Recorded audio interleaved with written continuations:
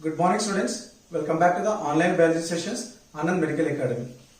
Previous sessions we had discussed about the simple squamous epithelium and also different types of glandular epithelial cells.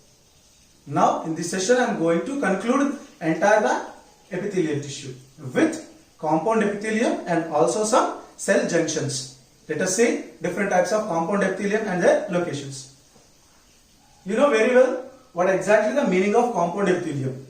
On the basement membrane, n number of cells are arranged in many rows. That complexity of arrangement is called compound epithelium or complex epithelium.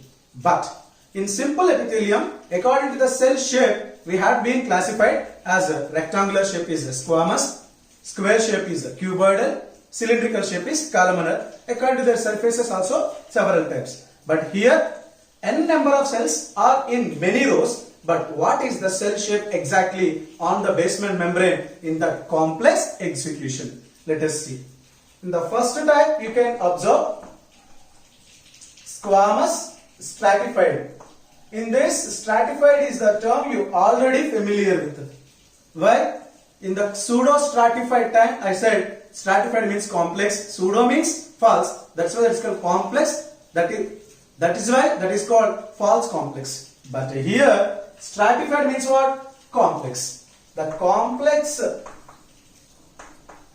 epithelium, but here many cells are present on the basement membrane, but all these cells are belongs to which type? Squamous type.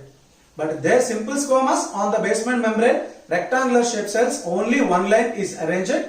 But here on the basement membrane, rectangular shaped cells, many layers they are arranged. That is the only difference. What is the use if they are in many layers? If there are many layers, they helps in the protection.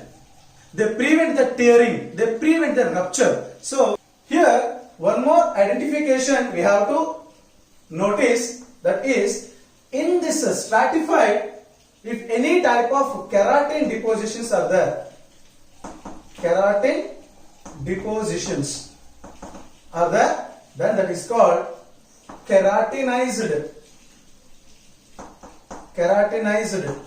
stratified epithelium. Keratin is a protein. A protein depositions present in between the cells of this complex arrangement gives some extra rigidity or roughness. So this type of epithelium is called keratinized stratified epithelium. Stratified means complexity, that is representing. Keratinized means complexity with keratin protein deposition. So you know very well that keratin is a protein that present in a type of nails as well as hair. The keratin protein is present, right? So in this type, the locations means examples are skin, horns of some animals, scales, hair, nails. So these are the different types of examples. All these are dry surfaces. Everyone should notice that they all are dry surfaces. Here what I would like to tell you, keratinized stratified epithelium is lining the dry surfaces of some structures such as skin. So skin is a dry surface, and horns, scales, hair and nail, and sometimes in some reptiles like crocodile and all, scutes will be there. The shields like structures, they are also very horny. Why? Because they are lined by keratinized stratified epithelium. On the other hand, if you observe, there are no keratin depositions, then they are called non-keratinized epithelium. What is that? Non-keratinized epithelium means it is a complex epithelium, but they do not have keratin depositions. It is telling us. So this type of epithelium is present in wet surfaces. Wet surfaces. Due to the presence of keratin, some hardness will become, so that it is present on the dry surfaces. Where keratin depositions are absent, in such case that will be lying some wet surfaces. So an example for that, buccal cavity. Where is buccal cavity? Mouth. It's also called oral cavity.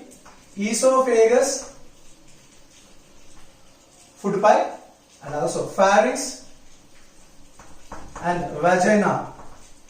Vagina is a female reproductive part.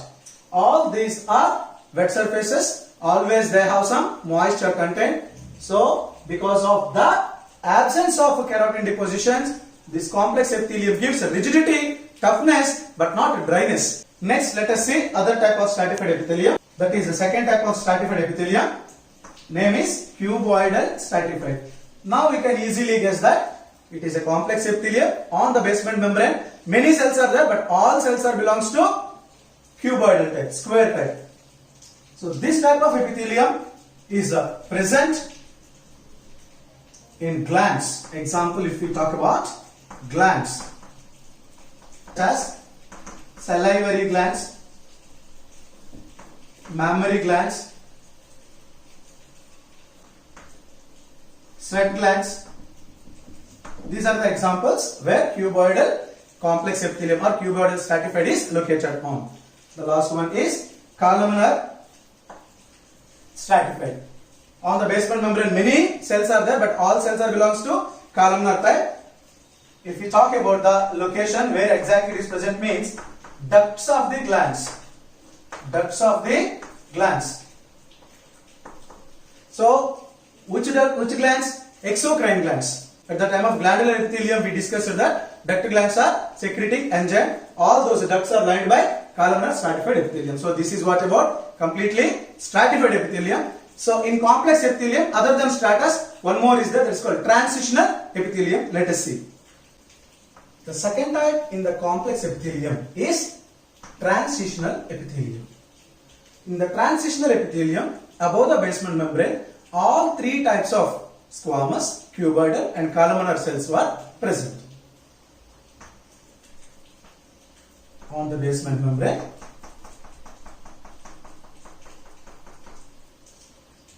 columnar cells exist.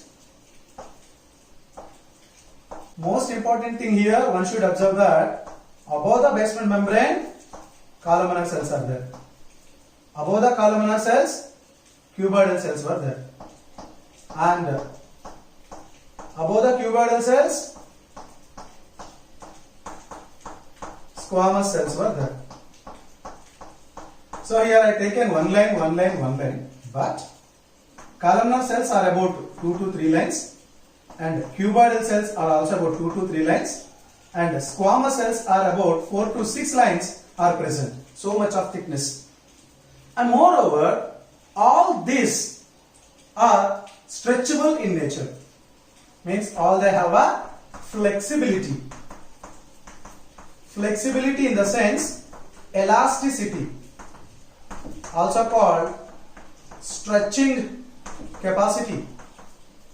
Due to the stretching capacity, it is considered as transitional epithelium. Tell me, in our body some parts are stretchable in nature. Suppose urinary bladder. As urine is volumizing inside, then urinary bladder has to be stretched. So for that, the wall of urinary bladder is lined by transitional epithelium. Ureters are also passing the urine. So they are also lined by stretching epithelium. And urethra is also lined by stretching epithelium. So examples: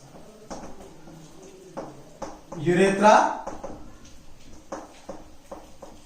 urinary bladder, and ureters. Ureters means what? That's where urine passes through. All these are lined by transitional epithelium, so that they can have some elasticity, so that they can stretch. So this is what complete complex epithelium. Complex epithelium is a two types. First one is stratified epithelium, and second one is transitional epithelium. In stratified epithelium, entire the function of stratified epithelium is protection, also resistance against stress. Finally, in the epithelium, one topic is left, that is what? Cell junctions. What is cell junction? Between two adjacent cells, some space is there. Such space is considered as cell junction. How many types of cell junctions are there, and what is the use of each and every one? If we come to know, then this session will be completed. The basic idea I am providing about the cell junction now. cells are arranged on a basement membrane linearly. Suppose to define one junction, I am taking two cells because between two cells we can find simply one junction. If you think this is the cell junction, this is what about I am talking. This cell junction is present between two adjacent cells. Adjacent cells means what? Cell beside another cell is there. Between the place is called adjacent place or extracellular space. This is also called extracellular space. Fine. Another name I can give up, intercellular space. Intercellular space. Generally in case of epithelium, this intercellular space is filled by hyaluronic acid that is secreted by basement membrane. So here entire thing hyaluronic acid is there that is secreted by basement membrane. But here we are not ready to hear about the hyaluronic acid and basement membrane again and again. What is the purpose of cell junction if it is present? If it is absent, in which case it is absent? Let us see. These cell junctions are mainly three types. Number one, tight junctions.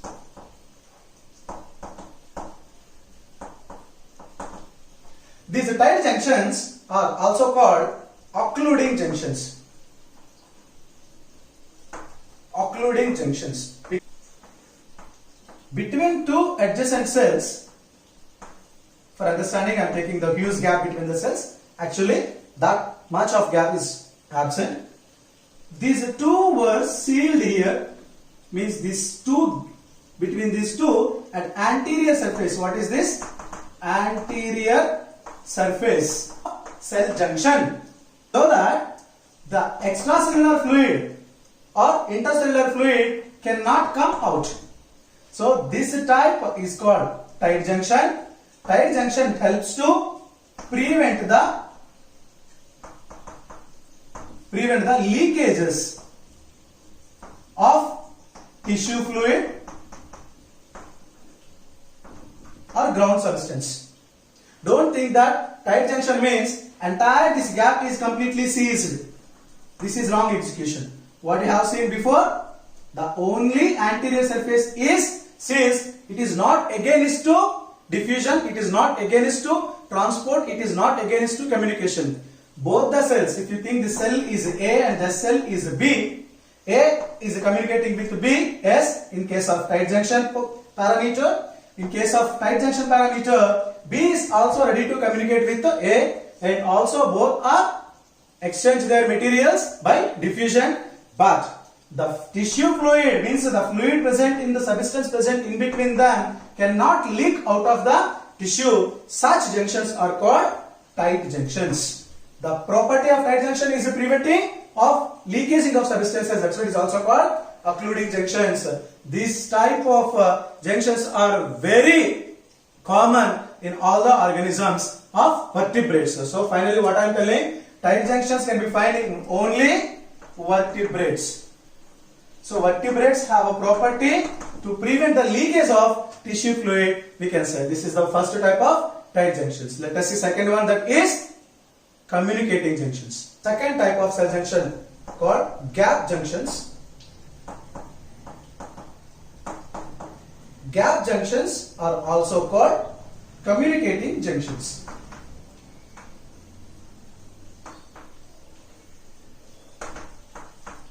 Communicating junctions.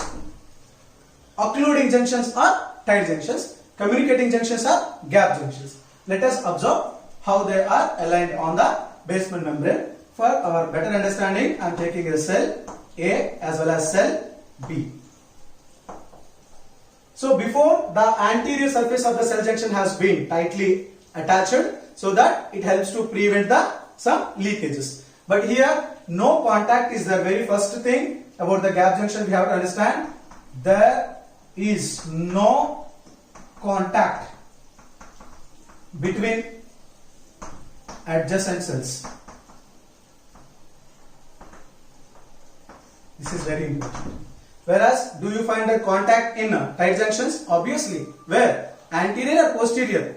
Anterior surface of the cell junction was contacted, but here nowhere it is contacted. From here to here, the junction was not contacted. between the A and B cells or two cells. Then how it will help? It is simply helps in a diffusion. It helps in the diffusion as well as some cadherins receptors are present. They helps in communication of one cell with another cell. In case of cancer, these type of receptors will be removed or damaged by the carcinogenic agents who cause cancer. So cadherins are very important receptors present in gap junctions. They help for communication between one cell to another cell. Suppose something is happening, means some osmoregulation is taken place in the cell A that comes to know by cell B. Suppose A is infected by one organism.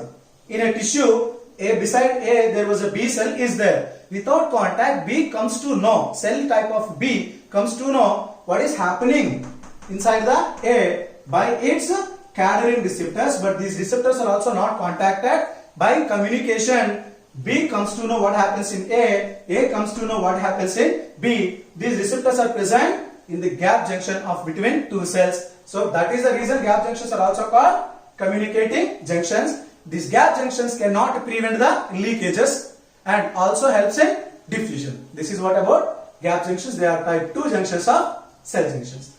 The last type of cell junctions are called adherence junctions. Let us see about them. Let us see the third type. They are called adherence junctions. Adherence junctions also called anchoring type. Anchoring type of junctions. Whereas communicating junctions are gap junctions, leakage preventing junctions are tight junctions, anchoring junctions are adherence junctions. Adherence junctions between two cells, they have some special protein plates, both the sides, what they are called protein plates were present towards the junction from both the cell surface, and inner side to the protein plate inside the cytoplasm of their respective cells, some keratinized filaments were present. These filaments are made up of keratinized, keratin protein, keratinized filaments. So due to these keratinized filaments, there are some anchoring capacity. These two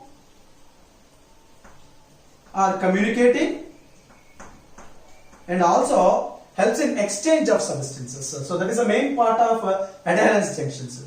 This type of bodies are called desmosomes. Desmosomes. That is the reason adherence junctions are also called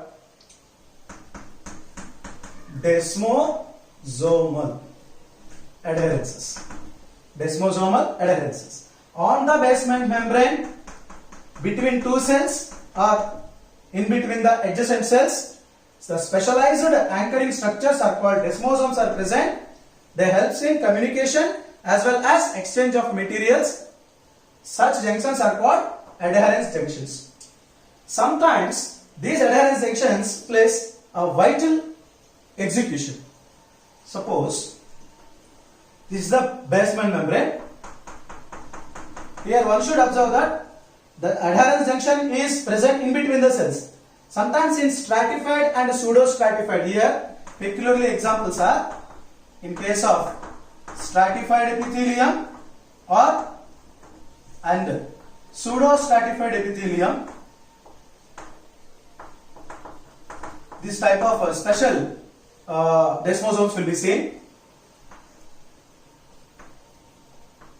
Here there is no any type of desmosomes, but if you observe here, the protein plate is present, that is only one side towards the basement membrane, and here keratinized plates will be present.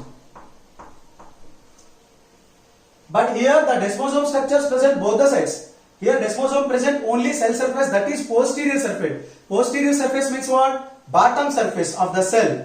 Such desmosomes are called hemidesmosomes. Hemidesmosomes. Example, stratified and pseudostratified. Whereas generally desmosomes means what? Between two cells, the keratin filaments and protein plates are present for exchanging the material as well as communicating. This type of epithelium present in cardiac muscle,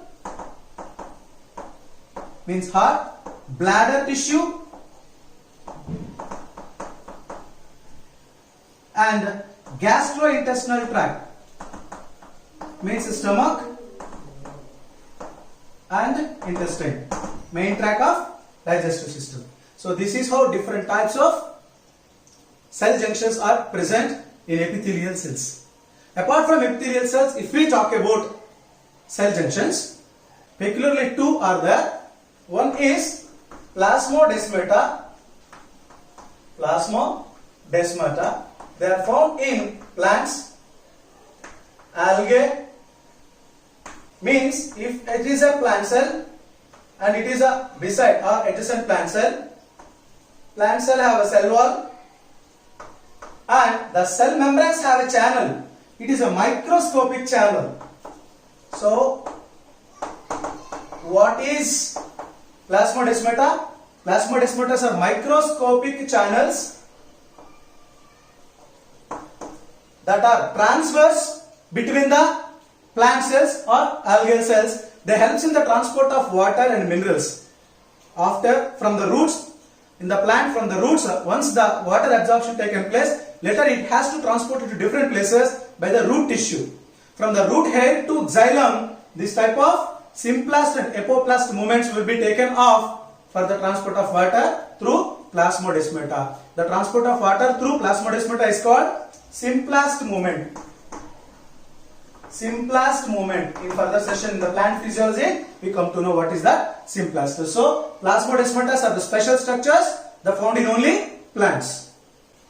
And then lastly, interdigitations will be present. Interdigitations are present between the cell. Their lateral surfaces have some folds. They are called interdigitations. Digitations means what? Finger. The fingers are crossed. Here, if you see, one finger is in between the other two fingers of the hand, right? Like that. Some digitations will be projected by the lateral surface of the cytoplasm or plasma membrane.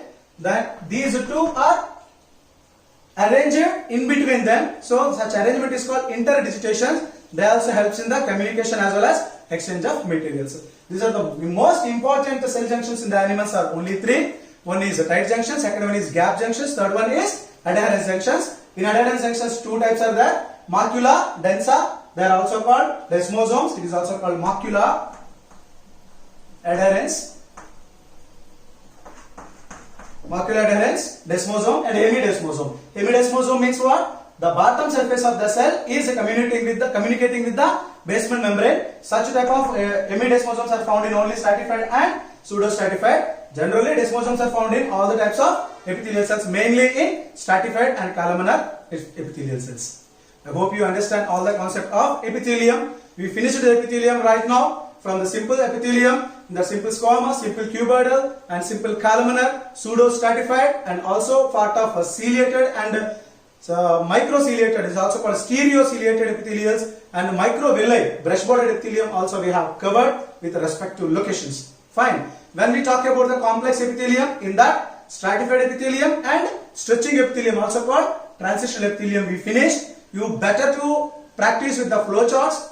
While you are drawing the flow chart, when you are writing a particular epithelium, below that itself you just mention all the examples and frequently you practice the paper, then definitely you never fail to find out the suitable examples in the question. Clear? And cell junctions also very important area where questions are coming very frequently. For this weekend examination, complete epithelial tissue will be the portion. You prepare well, ask me if you have any doubts. Thank you. I hope you understand.